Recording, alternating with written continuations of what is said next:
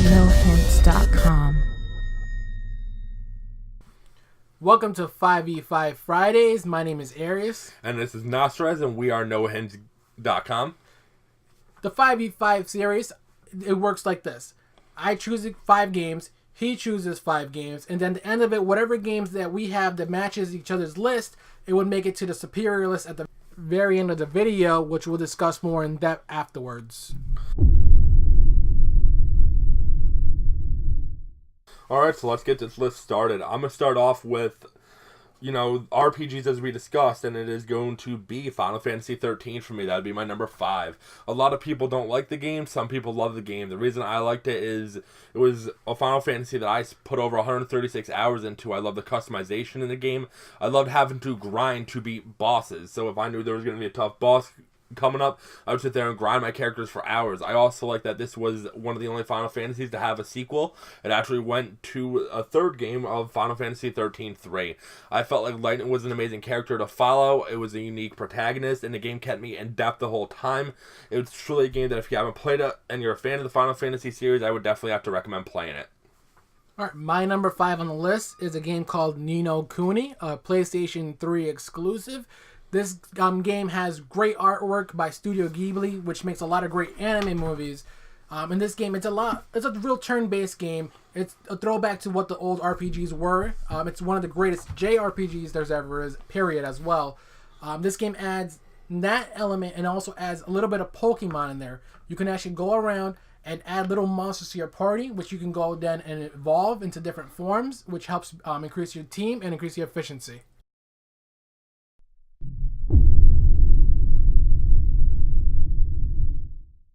Now, with that being said, my number 4 is The Witcher Wild Hunt. I got the complete edition when it went on sale. I think it's a wonderful game. I have over 30 hours already into the game. I've been playing it for a couple of months now, but I love the RPG elements of it. I love going around hunting to get materials to make my own armor. I love the powers in the game. I love being able to customize my character. I love just being able to have a dialogue conversation with somebody and being able to persuade them and do what I want them to do. It's a unique game, and not only that, but I also love going around and hunting mythical creatures such as griffins and giant dragons and weavers and things of this nature. It's truly fun in the game.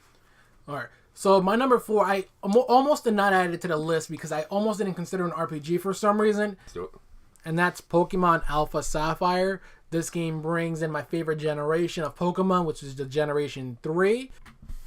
Which again, as I stated, it's one of my favorite generations of Pokemon. It adds great multiplayer in this game because it's on the 3DS.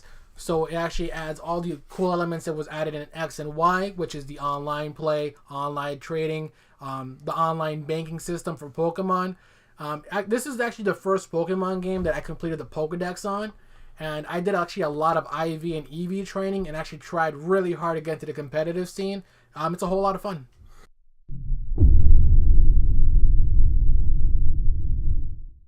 Well, with that being said, my number 3 on the list is Dragon Age Inquisition. The reason for that is I've been a fan of BioWare video games since Baldur's Gate first came out. My uncle used to have me sit on his lap and play them back in the early 2000s. With that being said, it's a very amazing game. If you haven't played it, it has unique customization. I feel like the classes in it are very strong, but I feel like what it tops more than that is the story. It's a story that keeps you intact as you try to become the Inquisitor and merge factions together that have been fighting for years over this land and all the things because they don't agree on the politics and things of this nature. It's just a very unique game, and I feel like the RPG elements in it are there and they are strong, and it allows you to customize your character the way you want it to, and it allows you to use your character the way you want it to, whether you want to be a ruthless ruler, a kind-hearted person that helps everybody, or just not care about anybody. It allows you to do this in this game. Alright, and my number 3 actually is a BioWare game as well. It's Star Wars Knights of the Old Republic, the first one initially. This game really brought the first good and evil sides that video games started following afterwards. You can choose to be a good Jedi or a bad Jedi, and the gameplay was real good. This is around when BioWare really started, right around the same time that Baldur's Gate came out as well. And again, it's in the Star Wars universe, and I really feel like this one made Star Wars justice.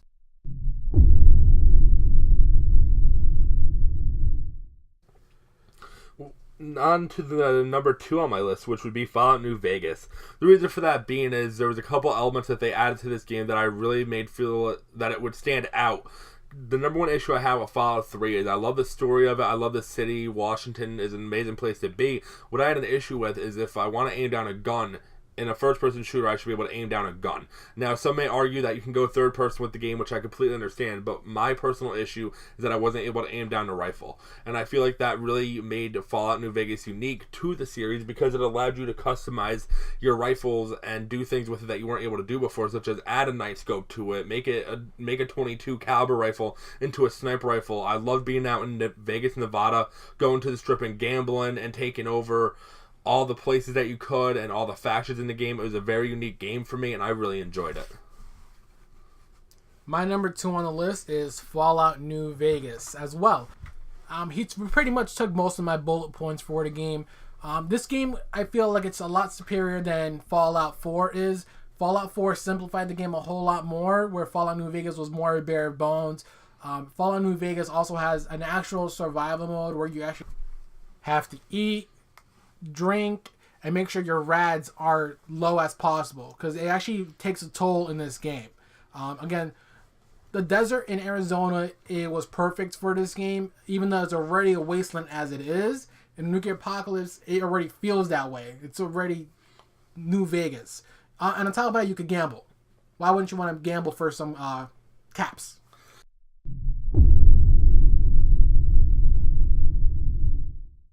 And I would agree with that. And with that being said, another game made by Bethesda that I think is another amazing game, which I know Fallout New Vegas wasn't made by them, but they are made by the same series. And with that being said, it would have to be Skyrim for me. I went out the day the game came out. My mom brought me up to GameStop and I purchased the game. I spent hours on it.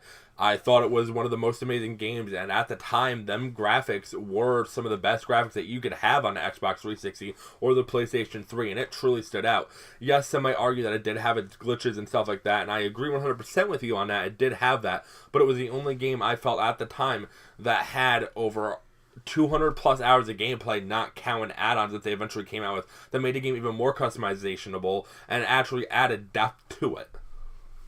My number 1 is also a Bethesda game, and that's The Elder Scrolls 4, Oblivion.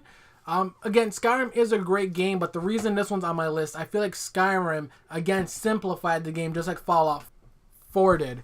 Again, this game, it offers a lot more customization options than Skyrim did. Yes, Skyrim has better gameplay, better graphics, but this game, again, has the customization. If you want to make a potion that can make you jump over a house, you can do that. And again, this was the first Elder Scrolls game I played, so that's why I really have a bias towards this one specifically. You can do all the faction quests that Skyrim still had. You can go to the Dark Brotherhood. You can join the Adventurers Guild. It's all around fun to be had with the Elder Scrolls 4 Oblivion. Now, with that being said, we are going to get down to the one match that we did have this week, which was Fallout New Vegas. I mean, if Aries wants to, I really do feel like we can discuss Elder Scrolls a little further and where we hope to see the series continue afterwards. So that way, we can give the fans what they asked for. Now, with that being said, what did you like most about Fallout New Vegas? Fallout New Vegas had great customization, especially in the guns themselves. New Vegas, it felt more barren. Again, like I said, the environment and the atmosphere made you feel like you were in New Vegas. Versus where Fallout 4, yeah, you're in a city, but there's a lot of corridors in the city, where here you can see more openly. Yes, I would truly have to agree with that. I really like the customization in the game.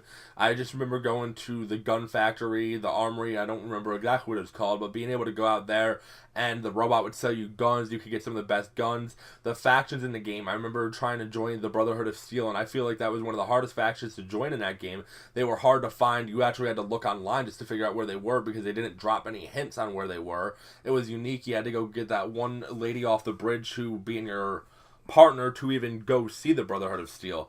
Now, with that being said, Aries, would you agree that it was honestly one of the best Fallout games that they've made to date? Most definitely. Again, I liked Fallout 3 as well, but New Vegas took it to another level. They're both similar games, but again, it's the environment of Vegas that really gets me over with Fallout 4. And I would agree. I mean, Vegas is just a wonderful place to visit, and everybody wants to go there, and it's unique, and they took it from being a place that has one of the most amount of people in an area to having nobody in the area except ghouls and giant ants. Now, Aries, if you had to pick one thing that you didn't like about the game, what would that be? One thing that I don't like about Fallout New Vegas. Alright, this is one thing that I really wish Fallout games had in general. I really feel like it's a great game, but I feel like it would be a lot better with some sort of co-op.